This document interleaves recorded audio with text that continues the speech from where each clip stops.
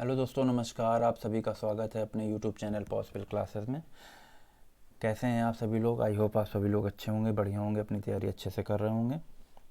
जैसा कि मैंने वादा किया था कि मैं साइंस को पढ़ाना स्टार्ट करूंगा, अपना पहला लेक्चर मैं डालने जा रहा हूं। साइंस में 3 पोर्शन होते हैं, जैसा कि आपको पता है। Physics, chemistry and biology. कौन कौन सा होता है? फिजिक्स, केमिस्ट्री एंड बायोलॉजी, जिसमें मैं सबसे पहले बायो को स्टार्ट करूंगा, देन केमिस्ट्री, देन फिजिक्स, इस तरीके से स्टार्ट करेंगे। बायोलॉजी इस वजह से स्टार्ट कर रहे हैं क्योंकि जितने भी एग्ज़ाम होते हैं उसमें सबसे ज़्यादा बायोलॉजी के बारे में पूछा जाता है। तो बिना किसी देरी के हम लोग स्टार्ट करते हैं। बायोलॉजी, हेडिंग लगाइए बायोलॉजी, साथ में नोट्स भी बनाते चलिएगा। इसको हम लोग हिंदी में कहते हैं जीव विज्ञान। जीव विज्ञान ये लैटिन वर्ड से बना हुआ है, बायोस और लॉगस। बायोस का मतलब होता है जीवन, इसका मतलब होता है अध्ययन करना। जैसा कि नाम से समझ में आ रहा है, जीवन, जीवन किस में होगा? सजीव में होगा। जो सजीव होगा, जिसमें जीवन होता है, वो क्या होती है? सजीव चीज़ें होती हैं। तो इसमें 2 सजीव आएंगे, एक हम लोगों को जंतु मिलेंगे और दूसरा हम लोगों को मिलेंगे वनस्पति, यानी कि प्लांट। ठीक है ना? तो यहाँ से हम लोग को ये समझ में आ रहा है कि सजीवों के जीवन का अध्ययन करना बायोलॉजी है। यानी कि इसका मतलब ये हो गया है, इसको हम लोग क्या कहेंगे कि समस्त जीवों या जीवधारियों का विस्तृत अध्ययन, यानी कि कहेंगे विज्ञान की वह शाखा, विज्ञान की वह शाखा जिसके अंतर्गत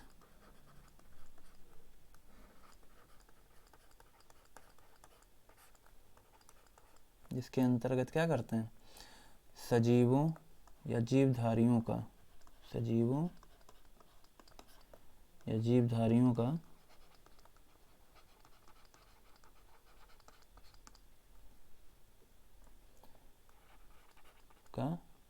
अध्ययन किया जाता है। यानी कि विज्ञान की वह शाखा जिसके अंतर्गत सजीवों या जीवधारियों का अध्ययन किया जाता है, उसको हम लोग जीव विज्ञान कहते हैं। ठीक है ना? तो ये हो गया जीव विज्ञान की डेफिनेशन। सबसे पहले जीव विज्ञान शब्द जो है वो एक साइंटिस्ट थे, उनका नाम था लैमार्क एंड ट्रेविरेनस। तो बायोलॉजी शब्द का सर्वप्रथम प्रयोग जो किया था, सर्वप्रथम बायोलॉजी शब्द का जो यूज़ किया था, किसने यूज़ किया था? लैमार्क। पूछा जाता है क्वेश्चन। एंड ट्रेविरेनस, ठीक है ना? इन लोगों ने 1801 में यूज़ किया था वर्ड बायोलॉजी। ठीक है, अब हम लोग इसी में आगे बढ़ते हैं। तो जानते हैं फादर ऑफ बायोलॉजी कौन है? फादर ऑफ बायोलॉजी यानी कि जीव विज्ञान के जनक,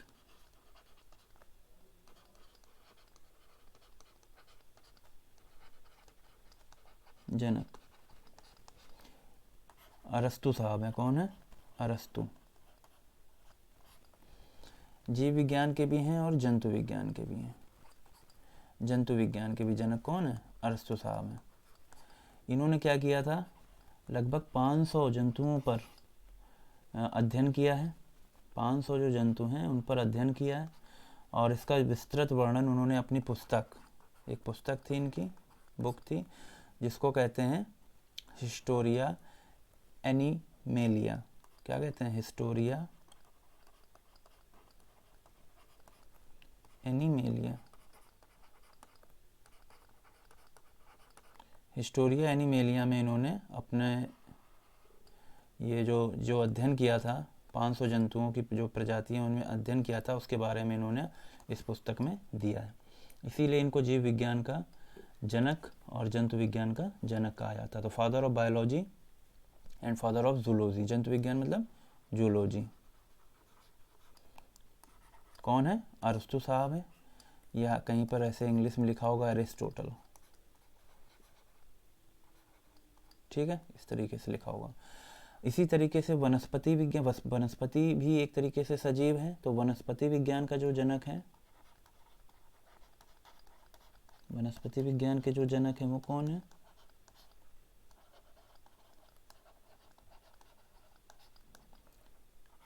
फादर ऑफ बॉटनी,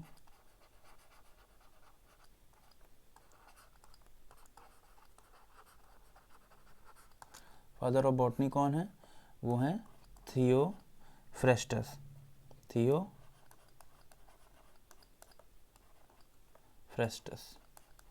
ठीक है ना। तो वनस्पति विज्ञान यानी कि बॉटनी, फादर ऑफ बॉटनी कौन है? थियोफ्रेस्टस है। इन्होंने भी क्या किया था, लगभग 500 जो वनस्पति थी उनको अध्ययन किया और उसके बारे में विस्तृत अध्ययन इन्होंने करके इनकी जो बुक है Historia plantarum, Historia plantarum, Historia plantarum, इसमें विस्तृत अध्ययन करके लिखा हुआ है हिस्टोरिया प्लांटेरम में। तो 3-4 चीज़ें आपको पता चल गई कि बायोलॉजी क्या कहते हैं, जीवधारियों या जीव विज्ञान की वह शाखा जिसके अंतर्गत सजीवों का अध्ययन किया जाता है, उसको हम लोग बायोलॉजी कहते हैं। इनके फादर कौन है बायोलॉजी के? अरस्तु हैं। जंतु विज्ञान के भी फादर कौन है? अरस्तु हैं। इनकी पुस्तक का नाम क्या है? इनकी पुस्तक का नाम हिस्टोरिया एनिमेलिया है। इसी प्रकार फादर ऑफ जूलॉजी जिसको कहते हैं वनस्पति विज्ञान के जनक, कौन है? थियोफ्रेस्टस हैं। और इन्होंने अपनी पुस्तक हिस्टोरिया प्लांटेरम में इसके बारे में डिटेल लिखा हुआ है, ठीक है ना। तो ये चीज़ आपको पता चल गई। अब हम लोग बात कर लेते हैं, जैसे कि हम लोगों को पता है कि ये बायोलॉजी हो गई है, अब इसके अंतर्गत हम लोग सबसे पहले पढ़ेंगे साइटोलॉजी के बारे में। साइटोलॉजी इसके बारे में पढ़ेंगे। साइटोलॉजी, साइटो का मतलब जहाँ जहाँ भी साइटो शब्द आ जाए तो आप समझ जाइए कि इसका मतलब है सेल, यानी कोशिका से संबंधित बात करी जाएगी, ठीक। और लॉजी मतलब होता है स्टडी करना, लॉजी मतलब स्टडी करना यानी कि अध्ययन करना, यानी कि हम लोग कोशिका का अध्ययन करते हैं। तो कोशिका का अध्ययन जहाँ पर करते हैं उसको हम लोग कहते हैं साइटोलॉजी, या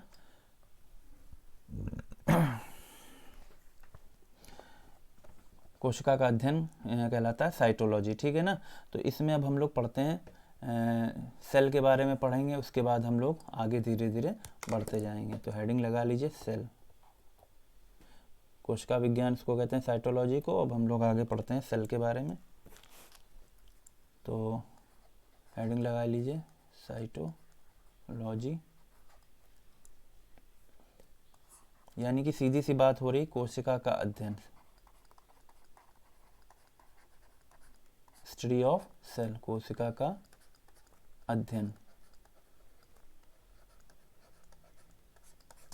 स्टडी ऑफ सेल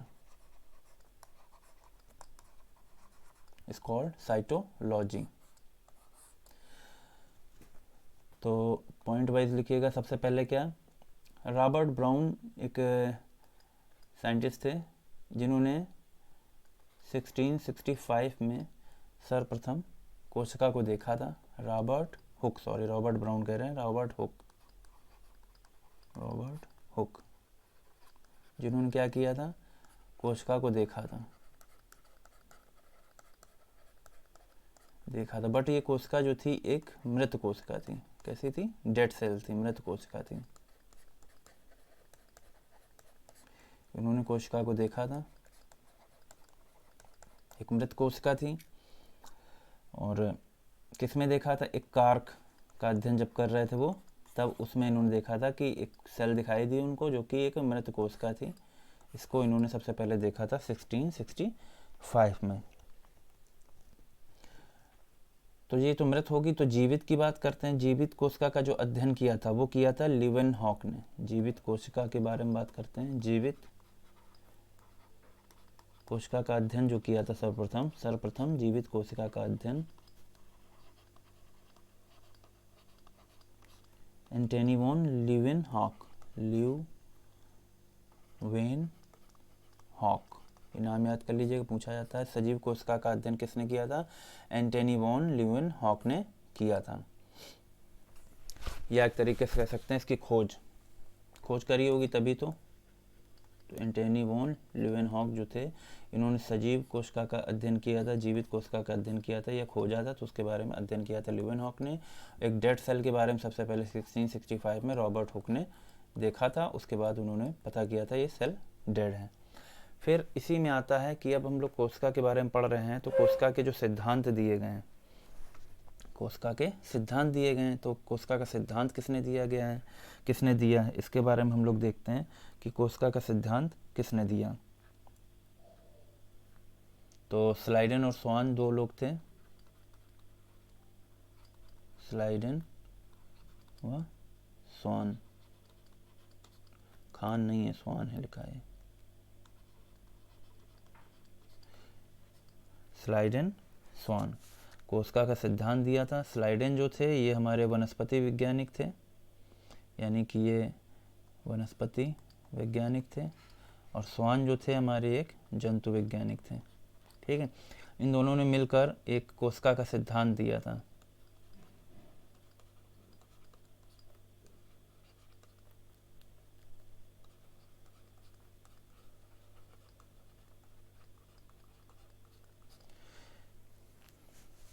क्या कोशिका का सिद्धांत दिया था इन्होंने ये कोशिका का सिद्धांत दिया, पहला पॉइंट, कि प्रत्येक जीव एक कोश की या बहु कोशिकाओं से मिलकर बना है। जो जीव है, प्रत्येक जीव या तो एक कोशिका से बना है, एक कोश की, या बहुकोश की है, यानी कि एक कोशिका से मिलकर बना है या बहुकोशिकाओं से मिलकर बना है। ठीक है ना।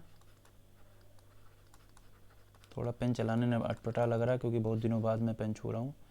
वो बहुकोशिकाओं से मिलकर बना है।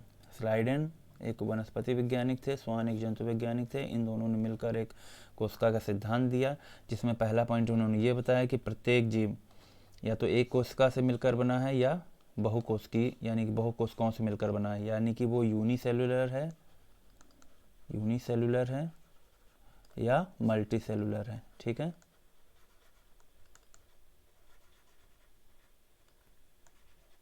मल्टीसेलुलर है। ठीक है ना। और जंतु कोशिका इन्होंने बताई थी कि या तो जो जीव की बात हो रही है, तो हम लोग यहाँ पर आएंगे जंतु कोशिका के बारे में पढ़ेंगे। तो जो जंतु कोशिका बताई थी, इसकी जो बाहरी परत होती है वो क्या होती है? प्लाज्मा झिल्ली होती है, यानी कि प्लाज्मा मेम्ब्रेन होती है, प्लाज्मा मेम्ब्रेन होती है। इसी को ही हम लोग कहते हैं प्लाज्मा झिल्ली।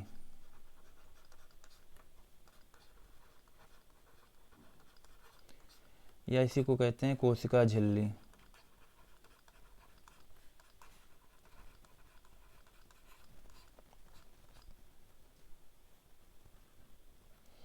जंतु कोशिका जो होती है, उसकी बाहरी परत जो बनी होती है वो किससे बनी होती है? प्लाज्मा झिल्ली से बनी होती है। एक आपके पास जो सेल होगी, तो वो किससे बनी होगी? बाहरी जो सेल का जो बाहरी आवरण है, जो सेल बना हुआ है, इस तरीके से सेल है, इसकी बाहरी आवरण जो होता है, इसको कहते हैं प्लाज्मा मेम्ब्रेन या कोशिका झिल्ली कहते हैं।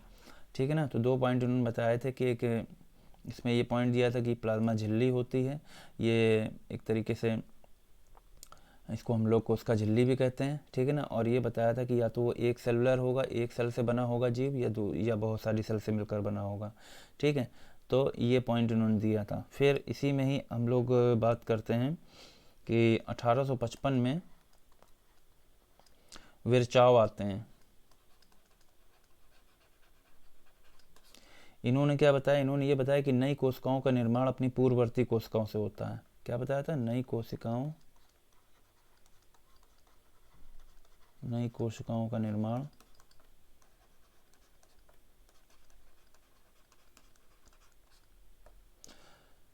पूर्ववर्ती कोशिकाओं से होता है।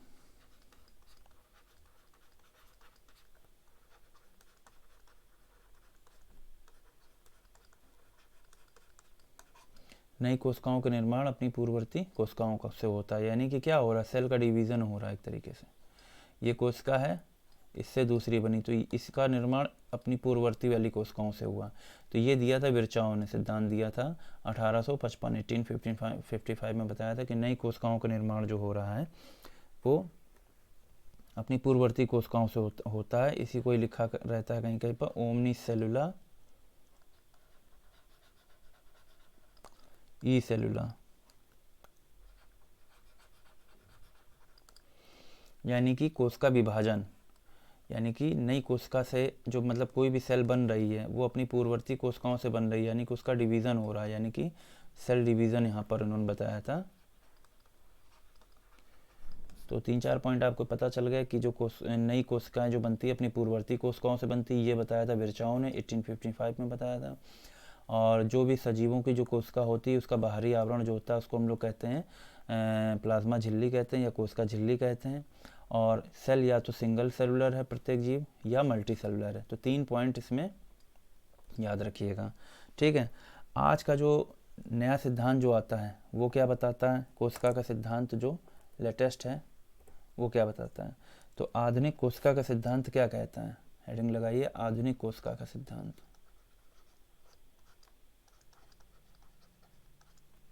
आधुनिक कोशिका का सिद्धांत। पहला पॉइंट इसमें क्या है, पहला पॉइंट इसमें यह है कि जीव का निर्माण कोशिका तथा कोशिका के उत्पादों से होता है। यानी कि जीव जो है इसका निर्माण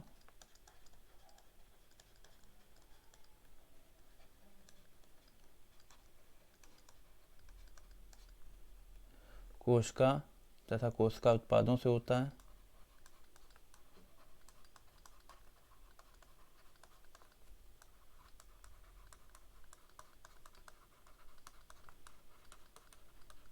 ठीक है।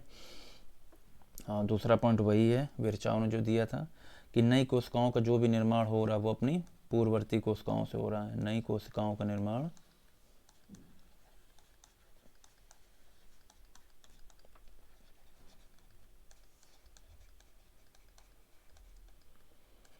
किससे हो रहा है, अपनी पूर्ववर्ती कोशिकाओं से हो रहा है।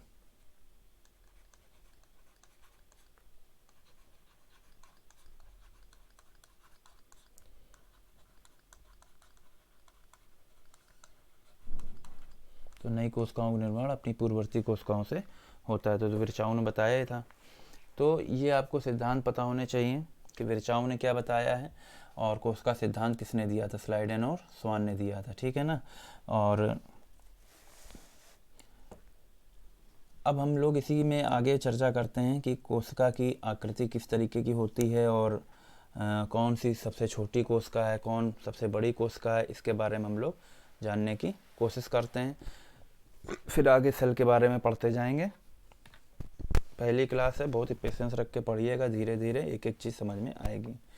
तो हम लोग पढ़ते हैं कोशिका की आकृति कैसी होती है।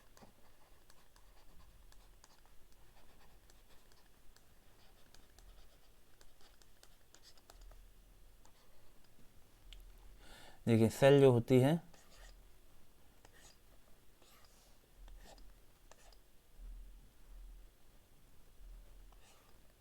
तो अलग अलग प्रकार की आकृति हो जाती है सेल की। या तो वो गोलाकार होगी या वो घनाकार होगी,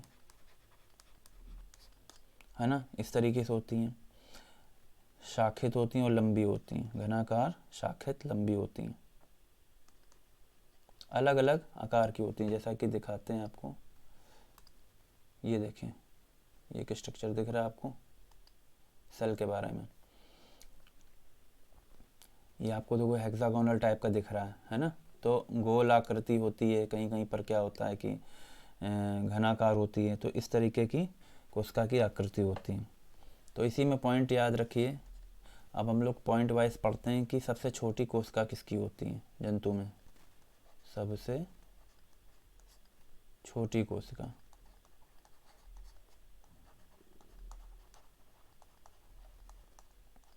इसको हम लोग PPLO भी कहते हैं, PPLO, यानी कि इसको हम लोग कहते हैं प्लूरोनिमोनिया लाइक ऑर्गेनिज्म,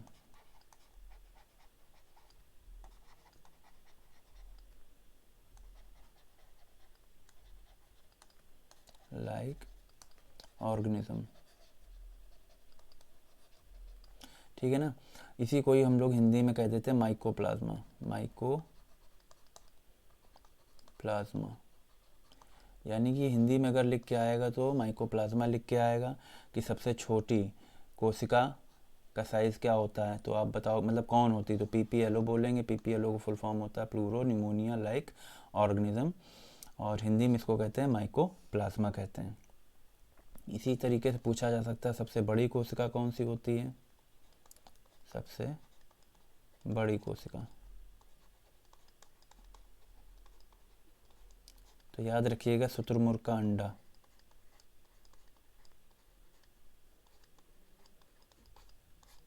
शुतुरमुर्ग का एग सबसे बड़ी कोशिका होती है, ठीक है ना, यानी कि 6 इंच के लगभग होती है सबसे बड़ी कोशिका। इसी तरीके से याद रखिए सबसे लंबी कोशिका,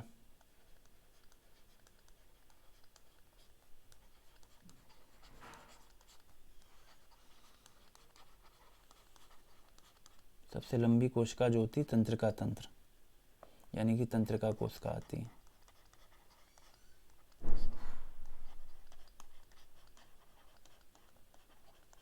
ठीक है ना, तंत्रिका कोशिका आ जाती है, यानी कि न्यूरॉन सेल, न्यूरॉन सेल जो होती है वो सबसे लंबी कोशिका आती है, ठीक है ना। तो ये हमने पढ़ा हम लोगों ने, सबसे छोटी कोशिका कौन सी है, सबसे बड़ी कोशिका कौन है, सबसे लंबी कोशिका कौन है, साइटोलॉजी क्या होती है, जहाँ पर कोशिका का अध्ययन किया जाता है उसको हम लोग साइटोलॉजी कहते हैं। तो सेल के बारे में हम लोग पढ़ रहे हैं, तो सेल के बारे में पढ़ेंगे तो पहले ये समझिए जैसे कि हम लोग कोई मकान बनाते हैं, मकान बनता है दीवारों से, दीवारें बनती हैं ईंटों से, इस तरीके से होता है ना। तो कहने का मतलब जो हम लोग का जो मानव शरीर है या कोई भी किसी भी जंतु की बात कर लें तो वो या तो यूनिसेलुलर होगा या वो मल्टी सेलुलर होगा, यानी कि सेल से ही सब कुछ हो रहा है। तो सबसे छोटा जो पार्ट है वो सेल है, सेल से मिलकर टिश्यू बन रहे हैं, टिश्यू से फिर ऑर्गन बन रहे हैं, ऑर्गन बन रहे हैं, ऑर्गन से ऑर्गन सिस्टम बन रहा है,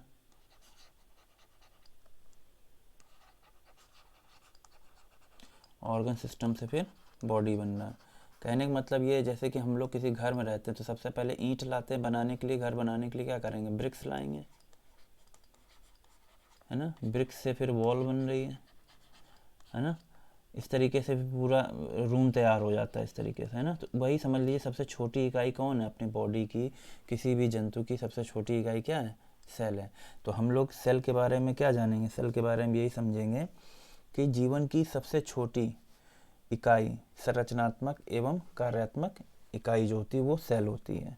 तो जीव जो होती है, जीवन की सबसे छोटी इकाई कोशिका होती है, जीवन की सबसे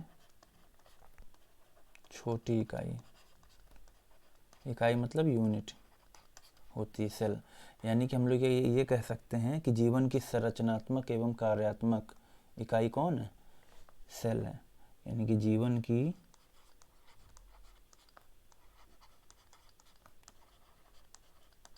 संरचनात्मक एवं कार्यात्मक, संरचना में भी है, कार्य करने में भी है, कार्यात्मक इकाई कौन होता है, सेल होती है, ठीक है। तो जीवन की सबसे छोटी संरचनात्मक एवं कार्यात्मक इकाई सेल होती है, जीवन की सबसे छोटी संरचनात्मक एवं कार्यात्मक इकाई सेल होती है। किसी भी लिविंग बीइंग में जब हम लोग बात करेंगे तो वो सेल सबसे छोटी पार्ट होता है, ठीक है ना। तो अब हम लोग क्या करेंगे, सेल सेल के अंदर के जो ऑर्गेनेलीज हैं उनके बारे में हम लोग पढ़ेंगे कि सेल के अंदर क्या क्या होता है। तो देखिए सेल का मैंने फिगर लगा रखा है, इसमें आपको समझाते हैं।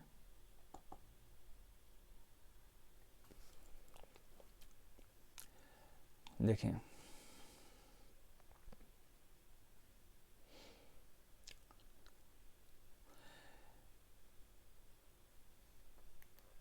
थोड़ा सा इसको रब कर दें तो फिगर साफ दिखेगा।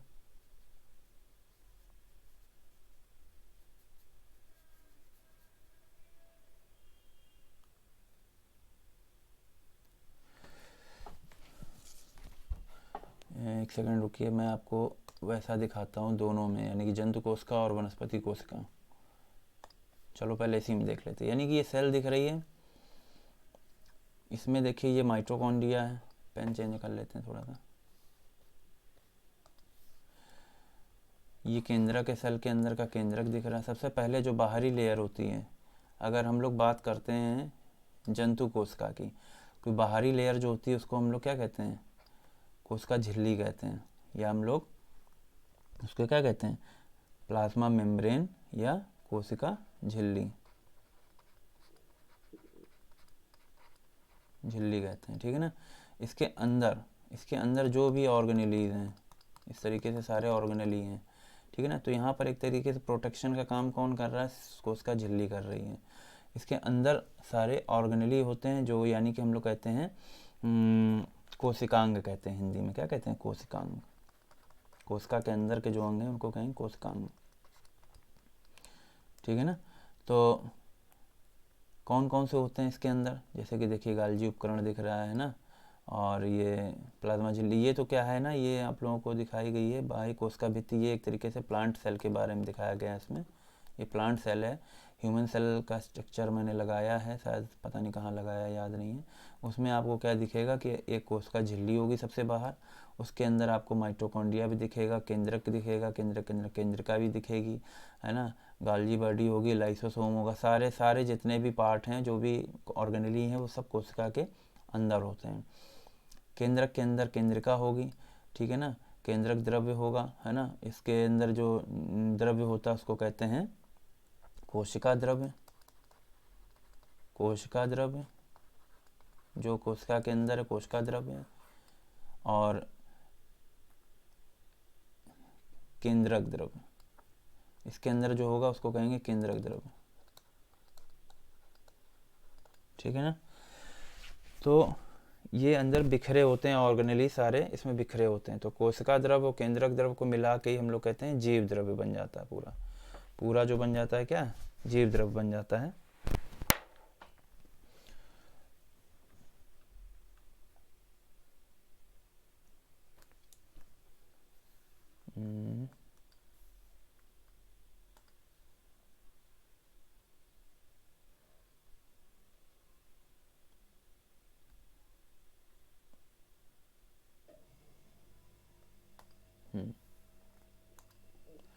तो हम लोग एक एक करके इनके ऑर्गेनेली के बारे में पढ़ते जाएंगे और देखते जाएंगे कि कौन क्या काम करता है अंदर। तो इसका स्ट्रक्चर थोड़ा सा छोटा कर देते हैं, फिर देखते हैं हम लोग। इसके अंदर जो भी पार्ट दिख रहा है फिगर के अंदर, ये हमने प्लांट सेल का लगा रखा है, क्योंकि प्लांट सेल में बाहरी स्ट्रक्चर जो होता है, जैसे कि ये प्लांट सेल है और ये एक एनिमल सेल है। प्लांट सेल में सबसे बाहरी स्ट्रक्चर जो होता है वो सेल वॉल होता है। इसको हम कहते हैं कोशिका भित्ति। कोशिका भित्ति कहते हैं, ठीक है ना। जबकि जो एनिमल सेल होता है, जंतु सेल होती है, जंतु कोशिका होती है, उसके बाहरी जो होता है उसको कहते हैं सेल मेम्ब्रेन, यानी कि कोशिका झिल्ली कहते हैं। तो पहला डिफरेंस ये समझ में आ गया प्लांट सेल और एनिमल सेल में, कि प्लांट सेल में कोशिका भित्ति होती है, फिर उसके अंदर एक स्ट्रक्चर होता है, उसको हम कहते हैं कोशिका झिल्ली। यानी कि इसमें कोशिका भित्ति के साथ साथ कोशिका झिल्ली भी पाई जाती है प्लांट सेल में। जबकि एनिमल सेल में क्या होता है? केवल कोशिका झिल्ली ही होती है ना। और बाकी ऑर्गेनेली होते हैं, जैसे कि माइटोकॉन्ड्रिया हो गया, इसमें भी माइटोकॉन्ड्रिया इसमें भी हो गया, है ना। तो इस तरीके से, जैसे हरित लवक इसमें हो गया तो इसमें हरित लवक नहीं पाया जाएगा। तो कुछ ऐसे ऐसे चीज़ें हैं जो दोनों में कॉमन है, कुछ कॉमन नहीं है, तो इसके बारे में हम लोग पढ़ेंगे।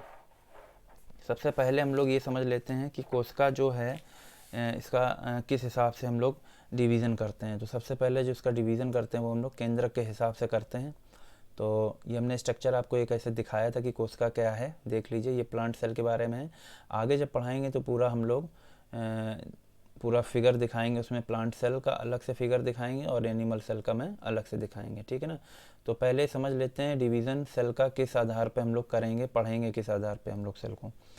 तो कोशिका को पढ़ेंगे हम लोग केंद्रक के आधार पर, विभाजन होता है।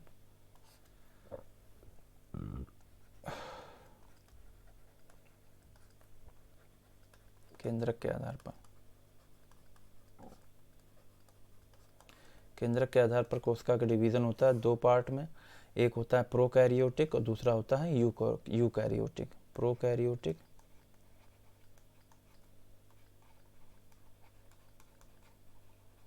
प्रोकैरियोटिक कोशिका और यूकैरियोटिक कोशिका।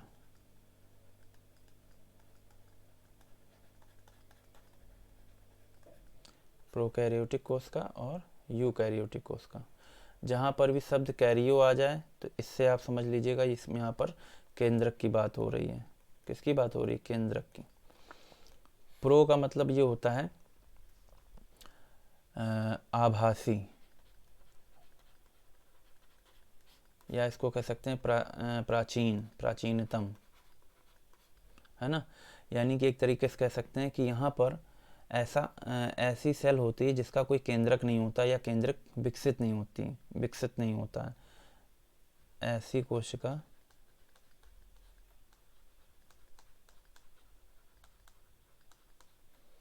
जिसमें केंद्रक अविकसित होता है, प्रिमिटिव टाइप का होता है, अविकसित होता है।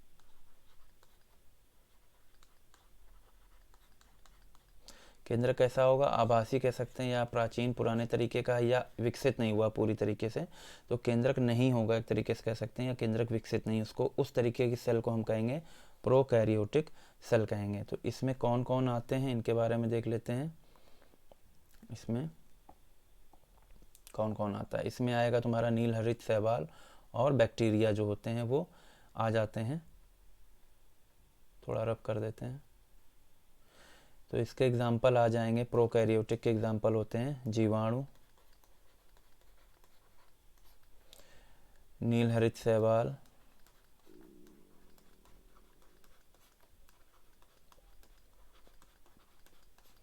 ये आपके प्रोकैरियोटिक है, यानी कि इसमें केंद्रक जो है विकसित नहीं है एक तरीके से। और यानी कि हम ये कह सकते हैं प्रोकैरियोटिक कोशिकाओं में केंद्रक उपस्थित नहीं होता है या अविकसित होता है, इस तरह से कह सकते हैं। या ये कोशिका में क्या होता है कि आनुवंशिकी पदार्थ जो होते हैं बिखरे होते हैं एक तरीके से। तो कौन कौन आ जाएंगे?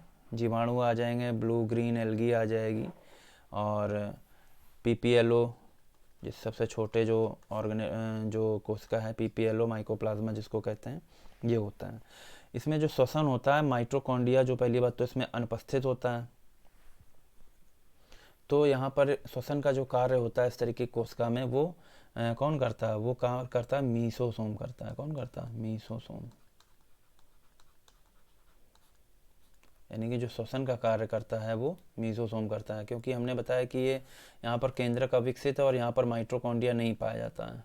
माइटोकॉन्ड्रिया जो जहाँ पर श्वसन का कार्य होता है, ऊर्जा गृह कहलाता है सेल का माइटोकॉन्ड्रिया,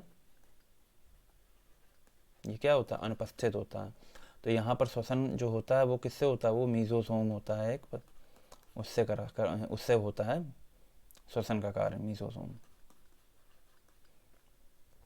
और प्रोकैरियोटिक जो सेल होती है उसमें 70 एस टाइप के पाए जाते हैं, क्या? राइबोसोम पाए जाते हैं।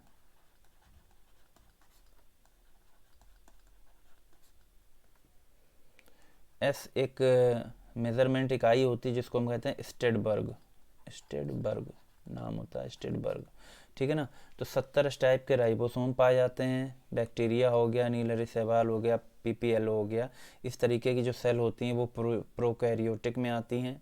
कैरियो मतलब शब्द केंद्रक से रिलेटेड होता है, जिसका मतलब होता है कि आभासी है या विकसित नहीं है। ऐसा केंद्रक, ऐसी सेल जिसमें केंद्रक विकसित नहीं होता या प्राचीन टाइप का होता है, इंग्लिश में प्रिमिटिव कहते हैं, है ना।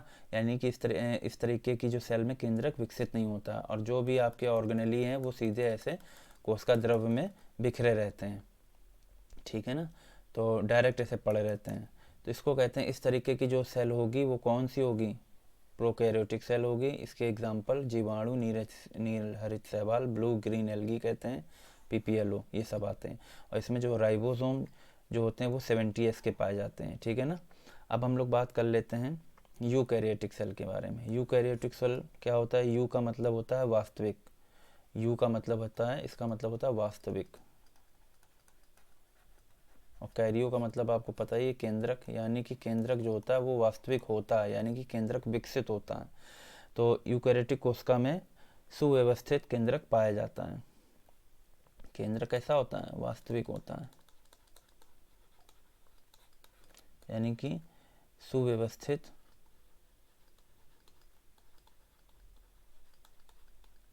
केंद्रक पाया जाता है।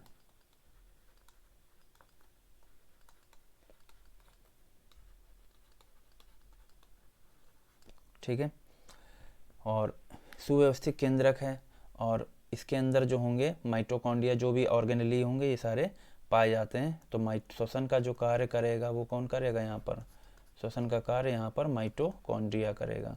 अभी आगे पढ़ेंगे माइटोकॉन्ड्रिया क्या होता है, सब इसके कोशिकांग होते हैं, इनके बारे में हम लोग पढ़ेंगे। माइटोकॉन्ड्रिया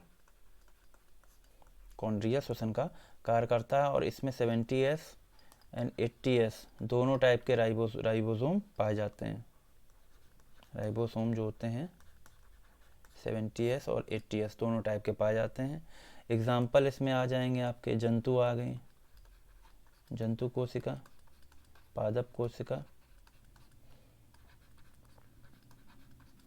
पादप कोशिका दोनों आ गए। क्यों? क्योंकि इनमें आपका जो केंद्रक होता है वो कैसा होता है? प्रेजेंट होता है, और पूरा विकसित होता है। केंद्रक कैसा होता है? विकसित होता है, ठीक है ना। केंद्र कैसा होगा? विकसित होगा, सुव्यवस्थित होता है, सारे जो ऑर्गेनेली होते हैं वो अरेंज्ड होते हैं। श्वसन का कार्य माइटोकॉन्ड्रिया द्वारा होता है, जबकि यहाँ पर श्वसन का कार्य मीजोसोम करता है। यहाँ पर केवल 70S के राइबोसोम पाए जाते हैं, यहाँ पर 70S और 80S दोनों राइबोसोम पाए जाते हैं, ठीक है ना। इसमें एग्जाम्पल में याद रखिएगा, जीवाणु यानी कि बैक्टीरिया, ब्लू ग्रीन एल्गी यानी कि नील हरित शैवाल, माइकोप्लाज्मा, PPLO, ये सब होते हैं। प्रोकैरियोटिक में जो केंद्रक होता है वो आभासी होता है, यानी कि विकसित नहीं होता है, और यहाँ पर विकसित होता है। यहाँ पर जंतु कोशिका के बारे में याद रखेंगे और पादप कोशिका के बारे में याद रखेंगे। आज हम लोग यहीं तक क्लास को रखते हैं, इसके आगे हम लोग सेल के बारे में प्रॉपर पढ़ेंगे, यानी कि अब हम लोग आगे पढ़ेंगे कि जंतु कोशिका के बारे में पढ़ेंगे और पादप कोशिका के बारे में पढ़ेंगे, ठीक है ना। जंतु कोशिका एंड पादप कोशिका पढ़ेंगे, अलग अलग पढ़ेंगे, और इनका हम लोग डिफरेंस देखेंगे, दोनों का स्ट्रक्चर देखेंगे। ये फर्स्ट क्लास है तो एक हल्की सी ब्रीफिंग हमने दे दी है, बाकी आगे आप बताइएगा, थोड़ा सा और अच्छा पढ़ाने की कोशिश करेंगे। फर्स्ट लेक्चर है, थोड़ा सा अटपटा लगता ही है, तो आप लोग देखिए फिर बताइए कि इतनी चीज़ समझ में आई कि नहीं। अगर साथ साथ नोट्स बनाते चलेंगे तो ये बहुत अच्छे शॉर्ट नोट्स बन जाएंगे। और पढ़ने का ये तरीका होता है कि बार बार रिवीजन, 10 चीज़ें नहीं पढ़नी है, एक ही चीज़ को बार बार पढ़ना है, और प्रॉपर नोट्स बनाते जाएंगे तो उससे आपका रिवीजन जल्दी हो जाता है, ठीक है। चलिए मिलेंगे नेक्स्ट लेक्चर में, तब तक के लिए नमस्कार। कमेंट करिएगा और वीडियो को भेजिएगा, ज़्यादा से ज़्यादा लोगों तक पहुँच जाए, और चैनल से जुड़े रहिए, लाइक करिए, चैनल को सब्सक्राइब करिए। मिलते हैं नेक्स्ट वीडियो में, तब तक के लिए नमस्कार।